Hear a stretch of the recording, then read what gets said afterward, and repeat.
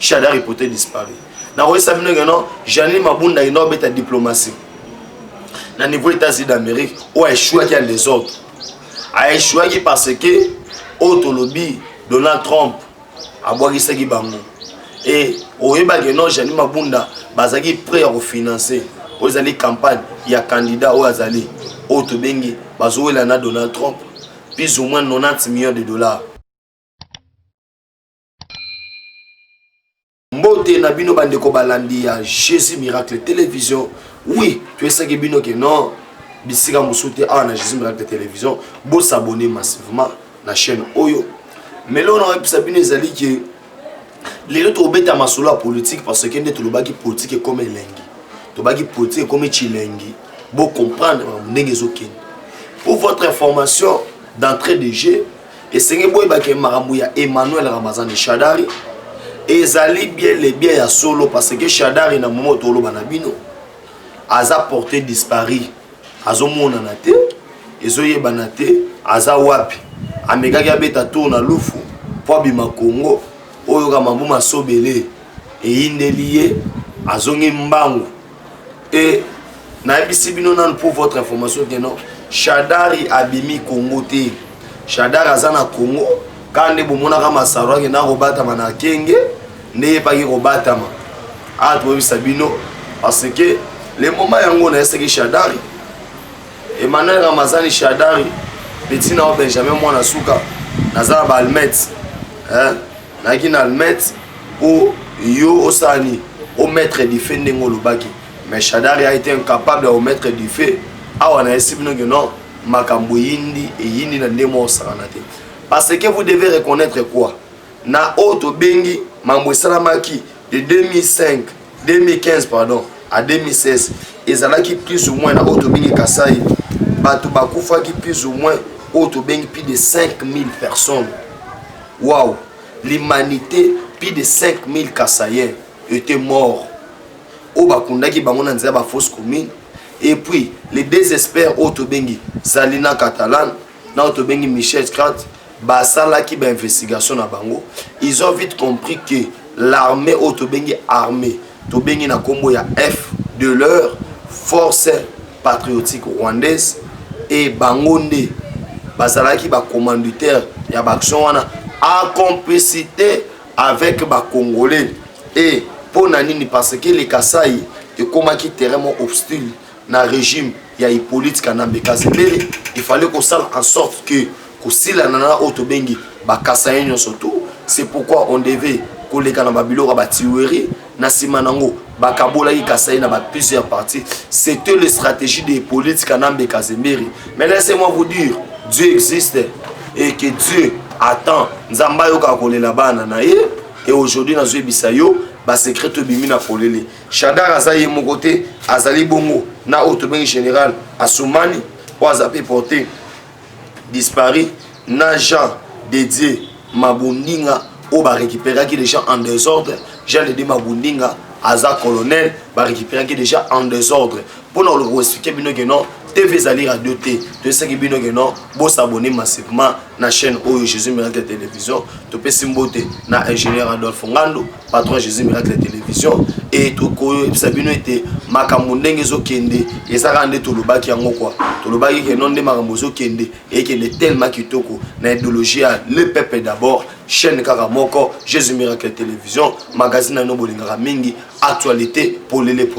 o ezali présenter na humble serviteur na bino Benjamin Mwana Suka actualité et to essaye bino ka que non TV Zali Radio T parce que système ya papa ya kana no mukamato mukwata na essaye bino que non et so continue toujours et nandeka ils ont continué to essaye bino amata akita Shadari sera arrêté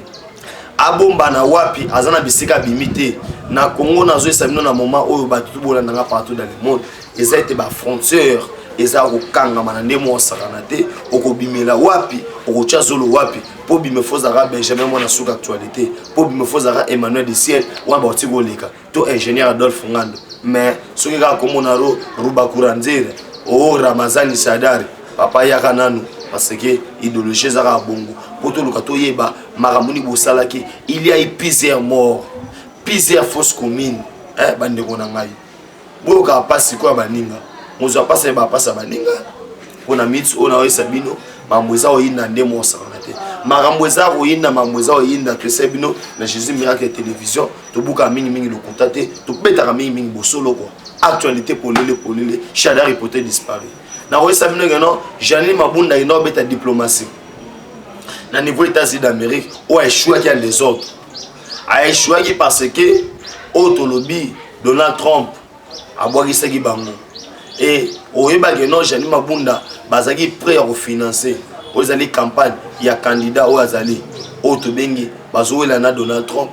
plus ou moins 90 millions de dollars mais à toi Sabino diplomatie na bango simbité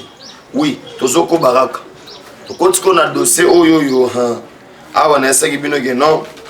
TV ezali bongo radio te boluka bo comprendre ma munenge to ke na politique ne to beka politique comme ele awa na oyebisa oke na niveau ya justice na biso o to bengi ancien ministre de finance Philemon Yav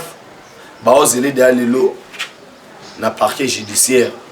papa awa na ebiso ke non mamboza oyinda on avait vu semaine ka autoto lekisa to moni DG ya DGDA na directeur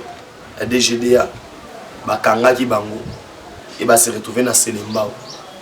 Deogas Mouton batindelaki auto bengi délégation et ngai délégation ya auto bengi ya baluka kotala lolengeni atambwisaki banque centrale et na esengo ke non 100 millions de dollars ezaki porté disparu ezomona te batone Deogas akomo beta monoko tanga kombo Hippolyte pour ba plainte et Hippolyte fait bakisa makaka neto lobaki ba plainte mais ne fait bakisa et Hippolyte neto baika toujours côté ba plainte wana on a le connexion que non on a Congo na biso nous avons rien à cacher faut tout sabino polele awa na esaki bino ke non mamoyindi pona ni na niveau ya justice awo ibaki batu tout balekaki na procès Vital Kamerhe comme état ba renseignant yebaki batu wana dans les prochains jours on va prévenir exemple automoni auto bengi Philemon Yav ancien ministre il y a auto bengi finance exemple auto bengi gouverneur ya banque pona lo la question que non maramunde to kene nango bien mais très chers combattants très chers internautes na osenga mno s'abonner massivement na chaîne oyo s'abonner pena massivement pena sengi na bino ete soki oyo so ezali combat détail d'information ezali parce que TV ezali ngunga OK na WhatsApp na Facebook na d'abord okomi Benjamin Mwanasuka otindi demande à répondre yo soit OK na piste 143 9 70 40 89 57 piste 143 9 70 40 89 57 awa na ebisu yo sokoza na normal boulwa biso wa Benjamin Mwanasuka otambo no calme mais soki oyibaki mbongo ya l'état momango yango l'air de vérité yango babisina out na bamboka mosusu bambongo lo wa monta caméra yibaki wana azo mériter ba chesinga ba pendre yi talaka biso awa motema bolingo tozana ngo mais très chers combattants pourquoi Félix Tshisekedi fait auto bengi lutte contre l'impunité, lutte contre la corruption, la priorité des priorités? C'est parce qu'il va mener Congo quelque part vers un état de droit. Un état de droit signifie aussi une justice équitable. Un état de droit, c'est respecter l'argent du contribuable congolais. Un état de droit, c'est savoir aussi ce que le peuple veut. C'est pourquoi Fachi bientôt là, Abet a tourné à Congo Mobimba. Pour yo katina Congo profond. Maramuni peuple a besoin et pas de solution. Ah nazo bisayo maramuyindi parce que y a tant bazo récupérer par aux abonnés surtout des tobaika ba kende longo singama tembele. Félix a tout ce que de Chilombo, Baxi le Fachi béton. Et on comprend que non, ma sonde to kenango tellement kitoko. Parce que neto lobaki niveau à parquet, mamboisa mamusana ne on sramate. Tribunal de grande instance à Gombe. Tout le monde a remis reprise de ça mais il n'a pas de peine idéologie. On comprend que non ma sonde to kenango et que de kitoko. So juge Joana Zalagi ou Azagi juge président na procès au Vital Kamerhe. À ce moment ici après t'as serment à niveau ya auto bengi tribunal de grande instance ya Gombe qui ça le met banda a bengi sabatinyo soto Ah na biso so simbi oto benga Albert Yuma fièvre. Au simbi Caleb Mouton fièvre. Pour les banate na okende mutali boso na ba okanga mutali boso pour na sabino keno la justice qui élève une nation masolo yango ne se bandi quoi to moni oto bengi awa nazo confirmer bino pour na sabino keno mara munenge zo kento ki nango tellement bien et ba tout ba ça ba crime oyo yebi ba boma na famille na bino ba sala boy tout ba crime wana ezali bienvenue et ya wana eso keno amunde to ki nango tellement malam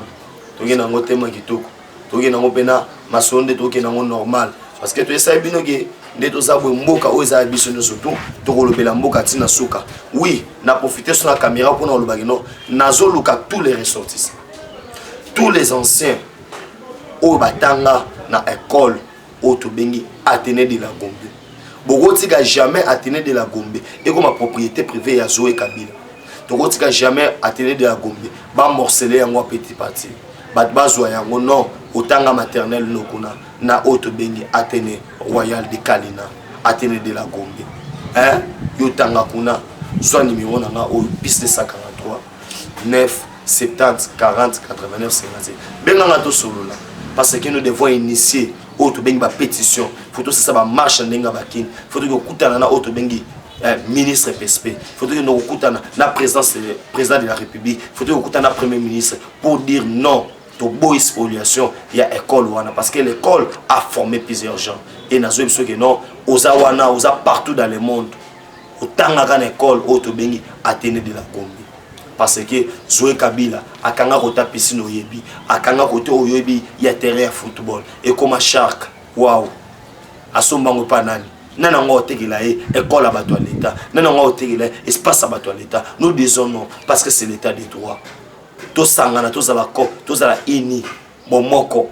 to solola to yiba comment faut sala parce que partout dans le monde bino bato botanga na tende la Gombe pe jamais moi na suka actualité na se bino actualité aussi la tete moko yeso kozonga to tele la makambo wana to luka parce que awa le chef de l'état yemoko a fait une enquête contre tous les 150 maisons o ezaki na Gombe il y a l'état bazwa ki yango ndaki sa permanence a PPRD. Et ça va le prendre à l'État. Le prendre à SNCC. Hein? Aujourd'hui, là, il faut tout le gâteau. Le patrimoine national et à l'État. Il faut être à l'État. C'est pourquoi nous sommes au Bélango. Nous sommes au Bélango parce qu'il est grand temps. Tout le bas, tout haut. Ce que les autres disaient tout bas. On n'a pas peur pour le dire. On n'a pas peur. Il y a tout bunda bunda. Malembe. Tout le bit au senga. Où ils allaient. Les souvenirs morts, on a mort et prière. Il y a finance, il y a morale, il y a conseil, auto bokoza nango, bo pesa biso yango et permettre que non masolo qui est bien. Awa na Jésus Miracle Télévision, bo s'abonner massivement, na pesi mbote na ingénieur Adolphe Ngando, na pesi mbote na molonga ni na ye, mama BBC béton, o comprendre masolo ngezo kende, masolo pendezo kende très kitoko. Et na pesi mbote na o no surtout balanda ki ngai, na bosanité ndeko nanga Patrick. Hein? Et on a Patrick motema ya mama Yolande kuna na Canada masolo eza bien nzamba obate la biso parce que ndeto lo baeka kakeno toki na masolo oyo les gens doivent comprendre la profondeur qui nde mambo to kenango et qui est tellement kitoko parce que auto anda wo lo bate le to ko lo bango imagine toi na mboka oyo yo to ndimaki incertain Hippolyte Kanambe Kazembere to benga Joseph Kabila wa mboka kenda da musika to ndimaki incertain Vital Kamerhe wa Kaningezi le king wa azali congolais te aza Burundi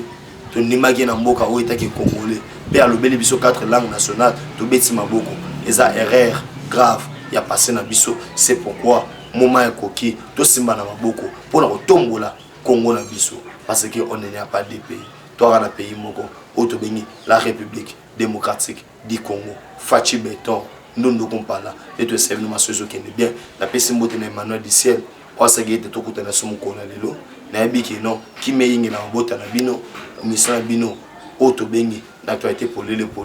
et aussi la tete mo yiso mozonga ciao.